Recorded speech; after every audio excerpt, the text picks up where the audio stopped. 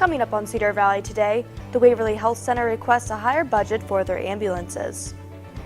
UNI's Gallagher Bluedorn holds bullying prevention performances. Waverly establishments are looking for part-time seasonal workers. This is Cedar Valley Today.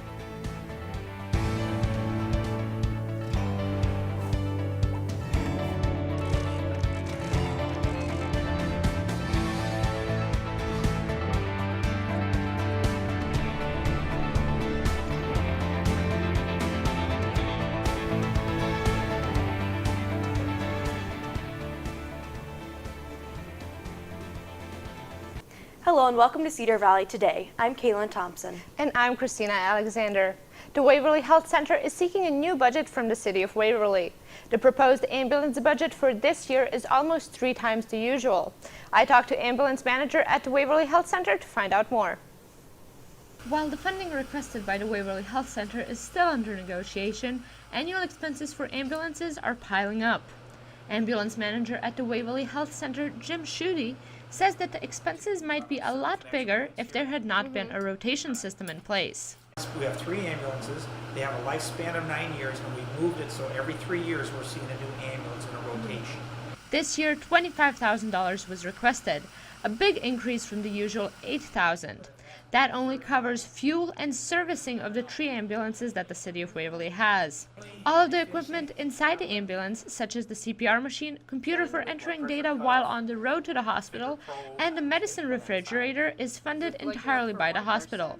Schutte says that having the newest equipment has become more important because of the increased number of calls that they have had to respond to. In the last 10 years, when I started, we were at 1,400 calls. So that's 10 years ago, and we're now up to 2,000 calls. Schutte says that the need of Waverly citizens is average when it comes to how often the ambulance is used, but sometimes 3 still isn't enough. For the most part, we do staff 2 ambulances 24 hours a day, and the 3rd we can call in some extra staff for. Oldest ambulance is not showing signs of age and still has 3 years left in service. After that, it will be replaced by a younger, bigger model funded by the City of Waverly. For Cedar Valley Today, this is Christina Alexander. The budget is yet to be approved, but it seems like the Waverly Health Center will need a bigger ambulance garage as well when they get new vehicles in 3 years. Thank you, Christina. Governor Terry Branstad announced yesterday the Centers for Medicare and Medicaid Services has approved Iowa's plan to modernize Medicaid. 39 states have already made changes to their health care. Branstad says the Iowans' coverage will improve by offering services above and beyond what is currently available. The plan will be implemented on April 1st. The Gallagher Bluedorn Performing Arts Center held 2 free performances about bullying prevention yesterday. The performances were led by the Working Group Theater. The show provided relevant dialogue about bullying. An additional Q&A session was held afterwards. The Waverly Outreach Center is offering career readiness assessments on Thursday from 9 in the morning to 12:30 in the afternoon. These tests help demonstrate workplace readiness and shows employers people skills. There are 3 standard 55-minute assessments which cover subjects like applied mathematics, locating information, and reading. Tests are confidential and will not be shared without written authorization. Participants can earn a bronze, silver, gold, or platinum award on their assignments. The City of Waverly is partaking in the Main Street Iowa program. The Open for Business competition encourages growth among Iowa towns' main streets. Businesses that participate in the program must be for-profit to qualify. Travis Tolliver of the Waverly Chamber of Commerce says it is a great competition to be a part of, as it is something that can help get businesses off the ground. Local entries are due to Main Street, Iowa by 4 p.m. on June 3rd. The Waverly Leisure Services Department is accepting applications for part-time workers. The Waverly Municipal Swimming Pool is looking for cashiers, managers, and lifeguards. The Waverly Golf Course is looking for pro shop attendants and general maintenance workers. The Waverly Cemetery is opening a position for a mower and weed cutter. These jobs can be 3 or 7-month positions. Applications are available online or can be picked up at the Leisure Services office at City Hall. They shoot, they score. After the break, we replay some of the highlights from the Wartburg vs. Co. playoff game.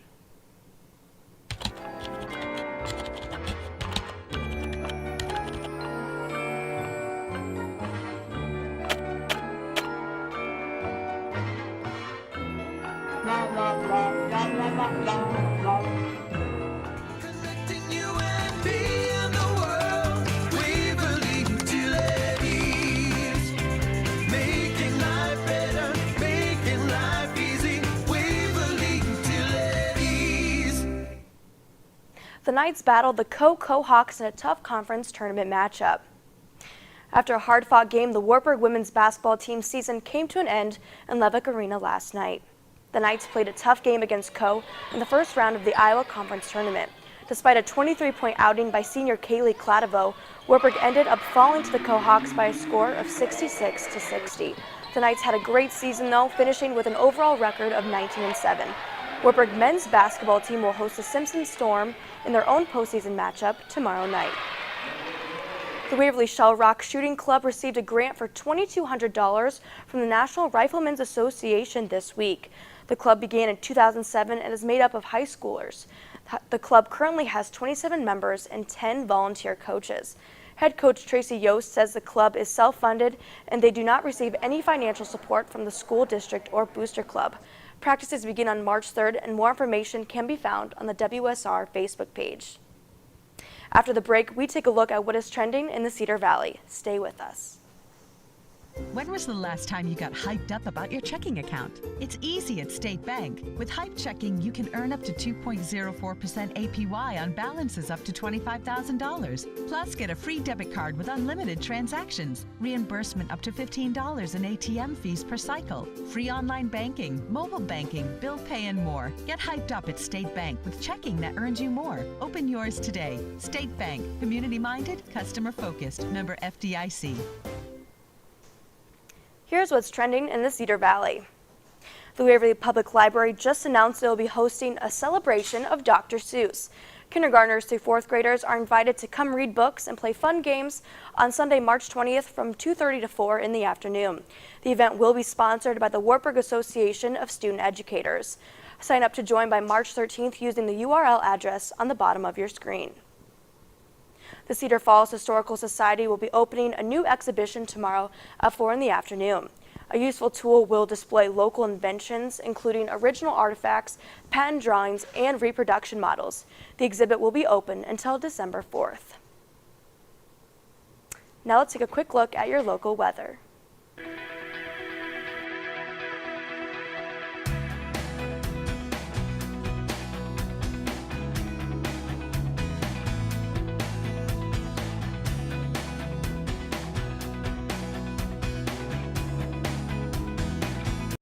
It's internet and TV like never before. Introducing Extreme. With extreme flexibility to watch live TV on your favorite devices in your home, plus the power to watch your DVR shows on the go.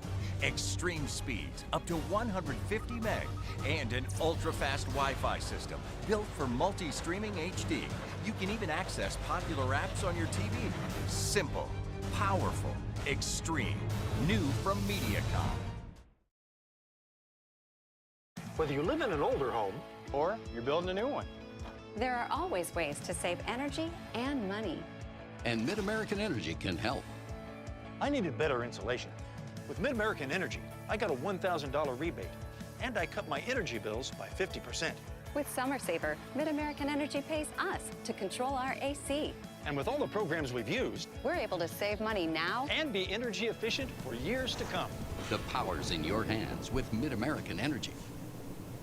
The Iowa Department of Public Health reported the first travel-associated Zika case in Iowa last week on February 19th.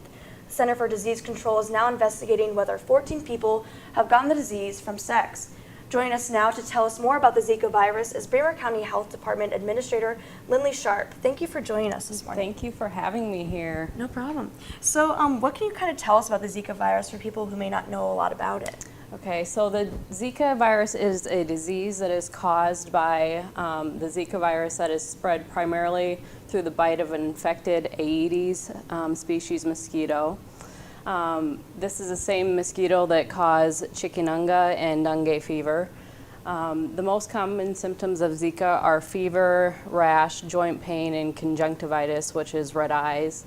The illness is typically pretty mild, the symptoms lasting several days to a week. Severe illness is rare at this point. It's not a virus, it's like the influenza virus, so luckily it can't be spread by touching someone who has the virus. It can't be spread through sneezing, coughing, or touching an object that was previously touched by someone who was ill. The thing about it, though, is there is no vaccine for Zika right now, and there is no treatment for the virus if you do become infected. So that's why the CDC, the Centers for Disease and Control, are really recommending that individuals traveling to Zika-infected areas postpone their travel or make different travel plans. Okay. So for prevention-wise, I mean, what can people do to kind of prevent it? So the biggest prevention is if you can postpone your travel to areas where Zika transmission is ongoing, that you prevent traveling to those areas. If you can't, you need to speak with your healthcare provider and take steps like having a really good mosquito repellent, making sure you're staying indoors where there's air conditioning, wearing long sleeves, long pants so that your body's covered and you won't get, the chances of getting bit aren't as high.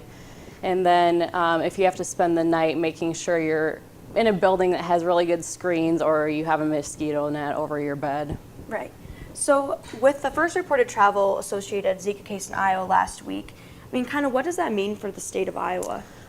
So with the state of Iowa, the Bremer County Health Department, we're just really recommending postponing travel. I mean, there's not really anything you can do, like I said, for the virus. There isn't a vaccine for it, and there isn't a treatment for it. So we're just asking people that they educate themselves before they travel outside of the United States, and that they know the types of illnesses that they may contract when they travel to the areas that they're going to. So the biggest thing is educating yourself. Mm-hmm. And with the education piece, I guess, what is Bremer County Health Department's local role in maybe education? So part of our public health department, we do oversee the public health for the county. So one of our programs is communicable disease investigation. So if someone were to be contracted with the Zika virus, we would, investigate that and report that to the state so that more research could be done for this disease. What we're doing right now, though, is just like I said, we're recommending that you look and see where you're traveling to outside of the U.S. and making sure that you have the vaccines that you need or any medications that you may need before you travel to those areas. And with those areas, I guess people can look that up online? Yes. So on the Center for Disease and Control website, they have a traveler's health page, and that is current on anywhere in the world that you may travel to. It has the diseases you may come in contact with, everything. It even has on there if you're going to an area in the world where there's some kind of turmoil going on, restrictions on travel for that. So right now for Zika, there's a level 2 alert for the Caribbean, the Pacific Islands, and South America. So if you're traveling to those areas, they're really recommending that you postpone it or talk to your health care provider before you travel. Right, so that may disrupt some spring break vacations, but thank you for the information on that. Yes. Coming up after the break, Britain's Bristol Zoo celebrated the arrival of an adorable new addition. Stay with us. A car. A car gives you freedom. A new beginning. Room to grow. And in time, room to grow up. Your dream car evolves, and protecting it takes committed support. American Family Insurance.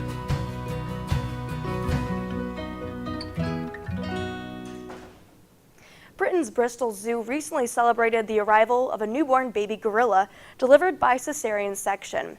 The decision to use the procedure came when the mother showed symptoms of a potentially life-threatening condition. Zoo officials say the birth marks one of only a handful of the worldwide that a baby gorilla has been delivered via C-section. It was a first for the zoo. Thanks for watching Cedar Valley Today. Be sure to like us on Facebook and follow us on Twitter. You can also download our app on iTunes and Google Play Store. Have a great day, Cedar Valley.